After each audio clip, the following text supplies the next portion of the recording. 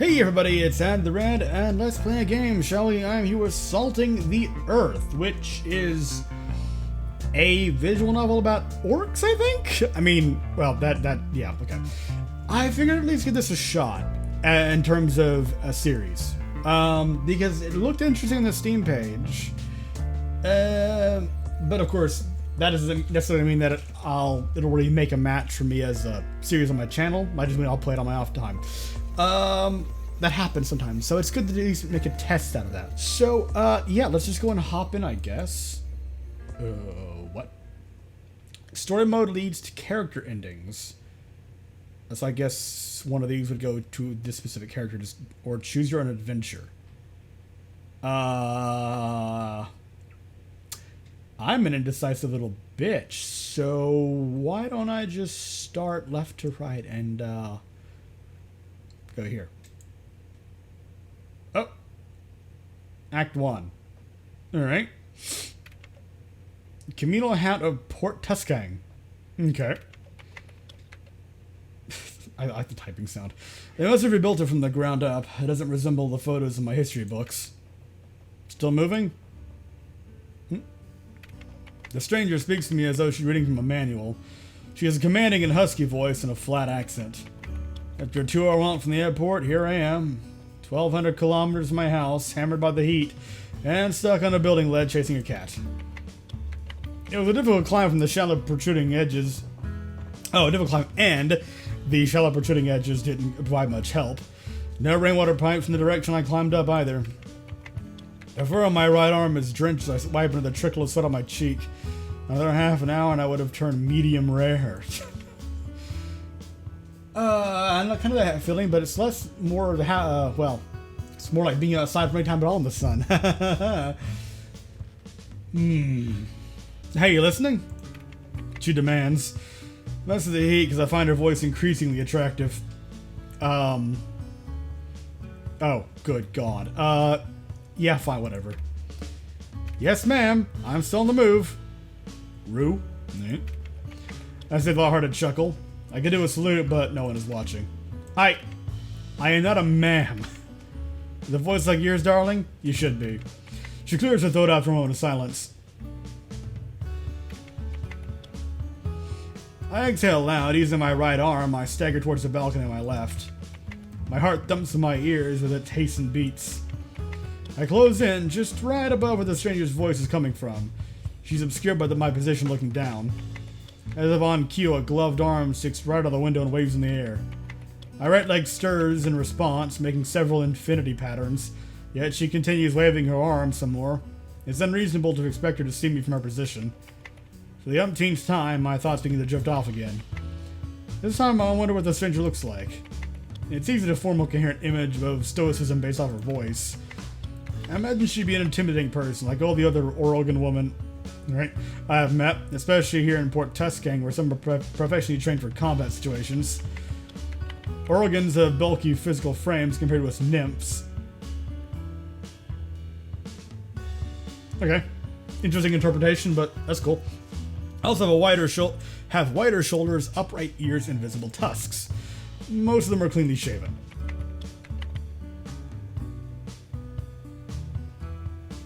Okay. Actually, cleanly shaven is a way to describe them. They lack fur similar to humans and sewer folks. Pardon? There aren't, like, Nosferatu in this, are there? I sigh. Despite my size and obvious racial differences, wouldn't it be nice if I could fit in easily? I give an audible snap just as I finish a thought. No takesy backseat. You know this is the 3rd floor, eh? Her question jolts me back to reality. A sense of anxiety settles in. Have I been speaking to myself out loud? I'm making a poor first impression of the possible ally in this foreign community. I'm a great climber. I got this. My mouth quivers from the height. I haven't got it at all. Yeah, okay. As I feel myself slipping forward, my fingers tightly weave the ledge. Chip-colored nails scratch the dust off this brittle cornice.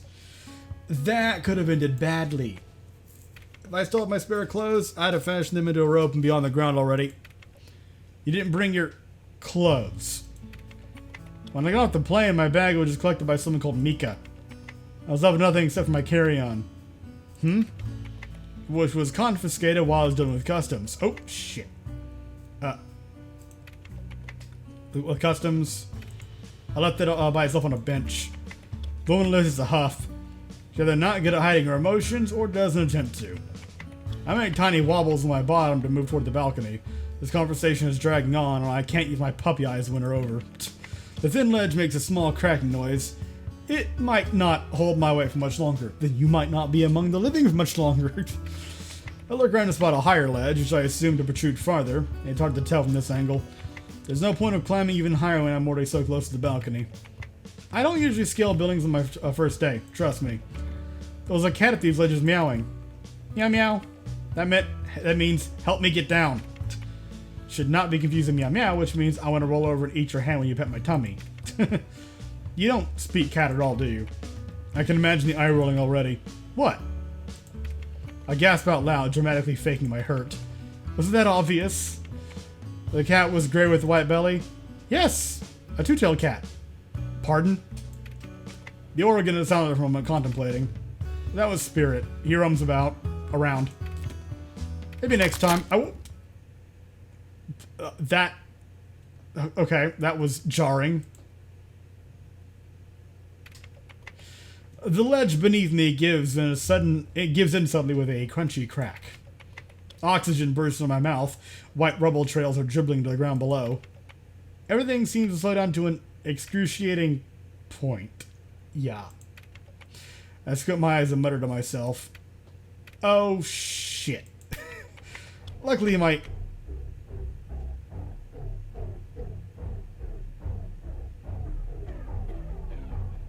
That's an interesting track. Okay then.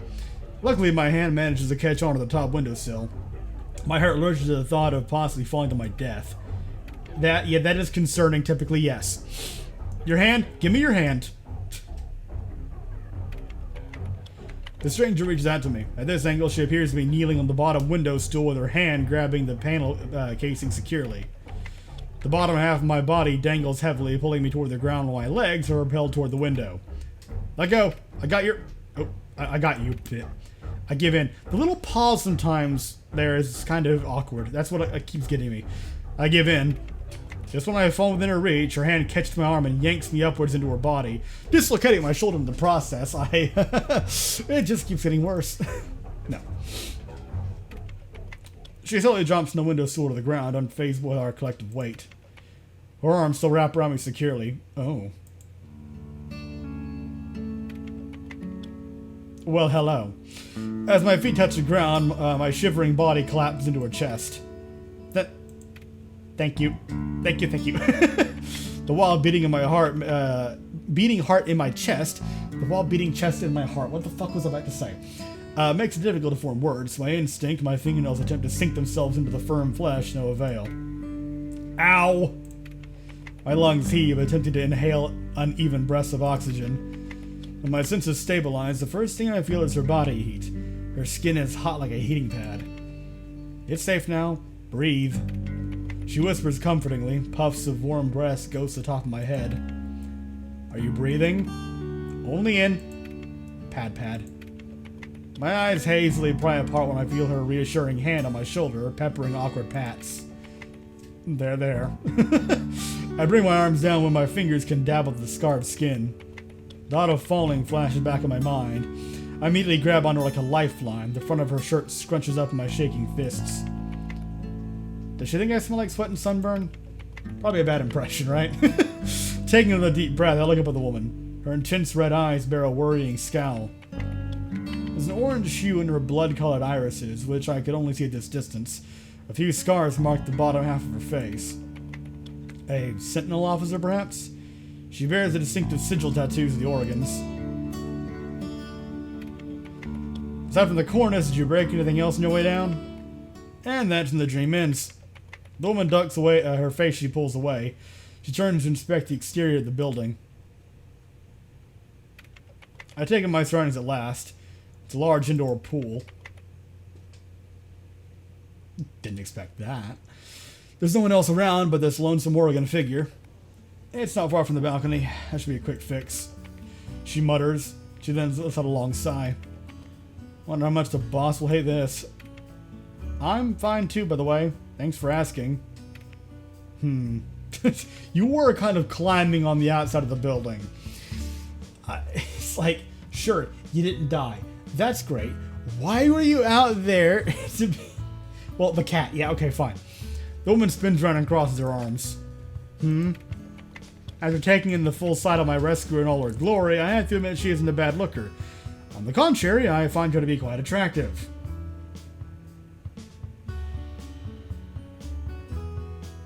I mean, yeah, I can see why. She's tall. Very tall. With her broad shoulders and a strong pair of arms, she's nothing short of a model Oregon woman. Chiseled cheeks complemented those focused eyes.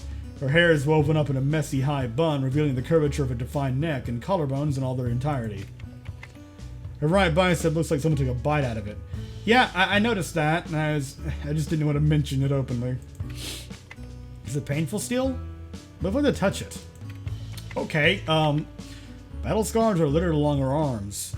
What does she have hidden beneath her tight-fitting outfit? That could be taken one of a couple of ways. A chuckle escapes my throat. This would be a good place as any to stop my imagining things. I didn't realize there was a pool? Yep. She agrees with a blunt nod. Not a popular time for swimming, eh? It's our nap time right now.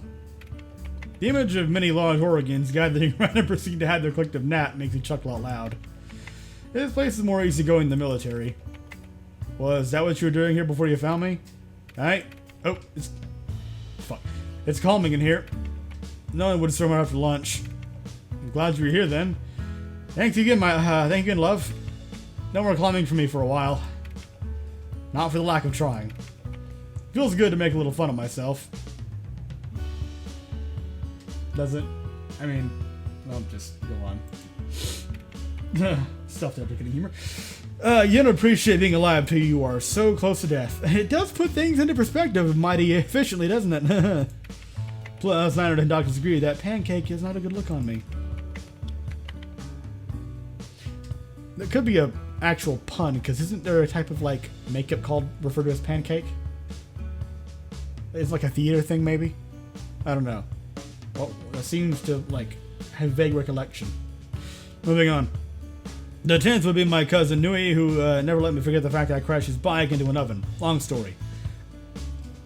Into an oven. Not to worry. I can always catch you again. I don't plan to do it again, but I'll see what I can do. I'll see if I can... Why is even just the one option? Okay. Oh, where are my manners? Ru Chariwadi, the new sous chef. How do you do? I'm just going with my best assumed pronunciation there. Just gonna hope.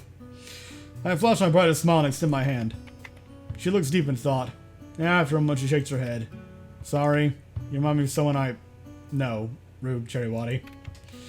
I can't get over that. Someone she knows? Just Ru is fine, love. I didn't catch your name. I am Durong. Alright. Just Durong is fine. I'm unsure if that was an attempt at telling a joke, because the deadpanning is on point. I push my hand upward a little more to catch her attention. Durong shifts from one foot to another with her head tilting to one side. She watches my hand with an indecipherable curiosity for a few seconds before she puts hers out.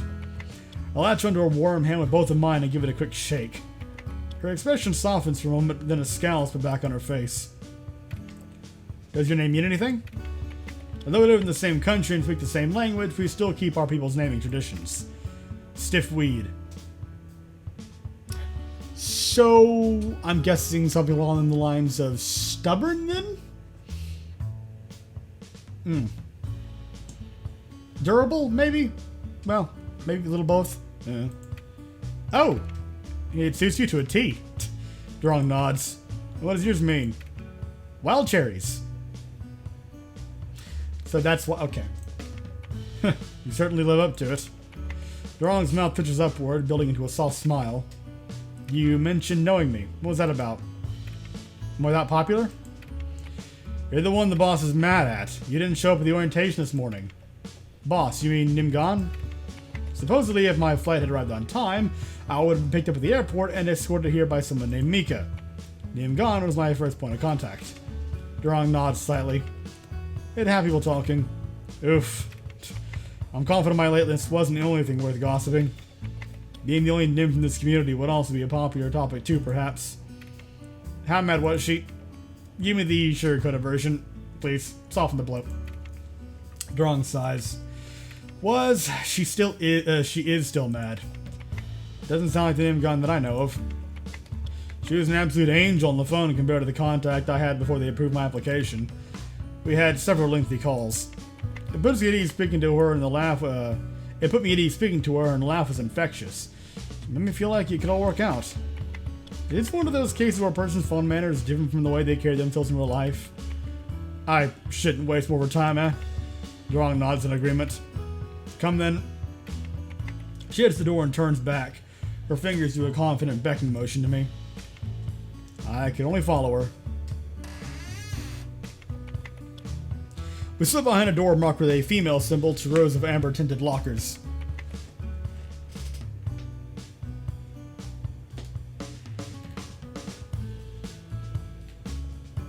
They must have installed them recently. The wood's brand new. The room is big enough to accommodate 2 sports teams. My nose picks up the clear lacquer scent, which is mixed with the chlorine from the swimming pool treatment. Durong doesn't make any stop to gather her things. A well-lit corridor lies beyond the locker room door. It's spotlessly clean and bears minimal decor. It's just like what Durong had told me. Complete silence haunts the hallway. The door on my left, next to the fire hose, is a plate on that says stairs on top of it. Room is 304 if you need me. Durong points to the end of the hall. The pool is only a walk to yours then? I'd rather have the gym being at this distance. The gym was on the 5th floor. Durong laments. Not a fan of cardio, love? That's not... I can't swim well. Durong ducks her face to avoid my inquisitive gaze. Her bashfulness makes me want to pick on her more. Oh. Anyway, the elevator won't take us down to the basement. Let's use the stairs. Durong clears her throat loudly, successfully changing the topic. It's as if she has heard me thinking. Or just anticipated, you never know. Her thumb points to the green door on her left, her eyes narrow. Also, I did pick the teasing option earlier, so that may have had an effect. Sorry. Her thumb points to the green door on the left, her eyes narrow. Lead the way, Durong. I latch onto her arm. Durong stops and looks at her for a second. She opens her mouth as if had to say something. She ultimately decides against it at the last second and continues walking, my arm hooked on hers. Door squeaks open, if you could call it that. I'd say it's a bit more. That's a bit of an understatement. Durong holds it in place, allowing me to get inside. The empty corridor emits an eerie feeling. I feel as if we're being watched. I turn back to double check there's no one else around. It's a little difficult to see where I'm going. We walk side by side with me being close to the handrail. I get caught staring at her a few times, but she doesn't seem to mind. You're from Udala? In the north? Have you heard of the spider forest? That sounds terrible. That just sounds plain awful. That's a terrible name. And if it has a literal meaning, fuck that, live elsewhere. It's in the same area. That's not any better. Udala is blessed with thriving tropical weather. Unfortunately, it also means we are infested with arthropods. Where'd you come from? Durong takes another 3 steps before she mutters a lethargic reply under her breath. Viscaram, close to Baturatung. It's hard to blame, Durong. Towns around the capital city, Baturatung, suffered the most in the war. Oh boy. Durong reached out to grab me by my forearm when I missed my step. My eyes are glued on her serious face the whole time. Watch where you're going. I nod. My hand tightens its grip on the handrails as we continue our trip. Eventually, we reach the lowest floor. The door frame to this basement is bolted to the wall with high-strength anchors. This area seems to be designed to withstand heavy pressure. I can't talk. It makes sense to me that someone of nim'gann's caliber would choose to stay down here. Despite its thickness, Durong pulls the door open with ease. Did you see her arms? You're so strong, Durong. It's only a door. Apparently a big one. Durong paused for a second to give me a look over. Most of us are not a pretty petite thing like you. You think I'm pretty? I can't help but giggle to myself, disregarding Durong's puzzled scowl. This sounds more like we're in a cave than just, you know, some basement tunnel, well, hallway. Because if not, you've got a mighty big leak and some kind of underground reservoir of some sort. The lights flicker on and off in this old basement. Pipes of many shapes and sizes run along the length of this long, dark hall. The sound of water dripping is calming me. Also strangely out of place. Well, strangely strong, and that's why I say out of place. On my right is a glass window with fish swimming just right outside. A large shadow floats away from me, leaving a trail of dark liquid. Rue, you okay? What? Yeah. I thought I saw a shadow carrying something. Rub my eyes. There's no trace of it when I give it another look. It must have been a trick of the light. Or foreshadowing. This place smells a little musky and salty, but isn't as bad as I've imagined. The ventilators are well placed. My right arm loops around her left and we descend to the onto flat ground. I couldn't refrain from squeezing. I haven't held a gun in a long time. Don't flex. I'm not flexing. We've been lightly banding the whole way down. Durong seems intimidating, but I believe she's not a bad person. Look at that. I have a friend here already. Durong tilts her head and watches me for a few seconds. Her look is undecipherable. Friend? Oh, you mean the boss? No. It's you, Durong. Why the pause? I could not be any clearer that I meant you. Of course. We can be friends. Okay. I attach myself and Durong when we stop at the first door to the left. The door has no nameplate on top of it. If someone glanced at this door, they would shrug it off as a utility room. Wonder if that's the intended purpose. That way people who aren't invited just go on. This is where she is. There are more rooms in the hall. Occupied? A yellow stop sign lies midway down the curved hall. There are no lights beyond that point. The sense of curiosity permeates my mind. Storage rooms mostly. Higher-ups used to live down here, but they're now left empty. Durong relaxes against the wall. I almost forgot to ask. You okay with the eel people, aye? Like, the sewer folk? We don't call them that here, okay? Especially not in front of the boss. Oh? I'm sorry. Is merfolks okay? Merfolks, sea lass, or eel people, they're all fine. I still know a little bit of these merfolks. That is about as much as most people. We've yet to come up with a consistent term for them. In the books, they seem to have evolved from electric eels. They're all carnivores and do not appear to have the same communication capabilities as normal people. Okay, normal people is it really a good way to phrase that? A lot of them nest in the sewage system, hence the term sewer folk. They eat a wide range of proteins, from stray pets to rats, insects, or larvae. There are the occasional stories in the news with footage of them eating bridge jumpers or a corpse tossed into the sewer by murderers. If they don't attack me, I suppose nothing against them. Is there a particular reason why we're having this talk? I am preparing you. Nim'gann must have a soft spot for the sewer folks. It is so that Durong seems worried about my meeting with Nim'gann. Is there anything else about it you can tell me? Not much else to say. I think she's really scary.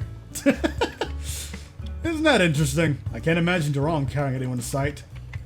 You'd be surprised at certain presents some people can pull off, you know? The figurative aura that one can permeate from someone.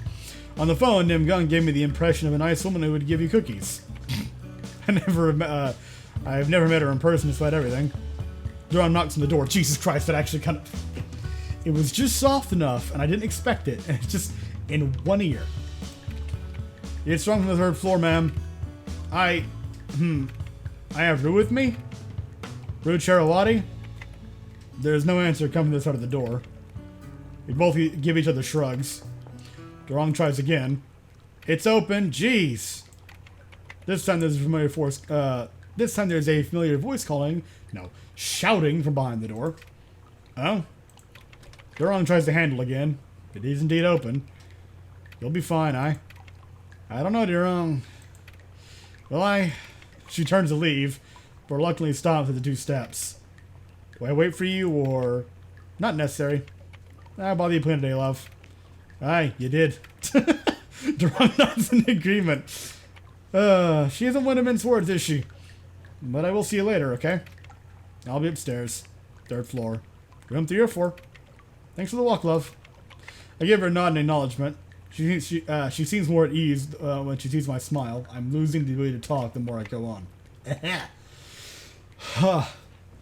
Calm yourself, you over-exuberant idiot. Ron gives me a salute before going upstairs. Deep breath through. Same! Eye contact and my smile. I brace myself before going inside nim'gann's room.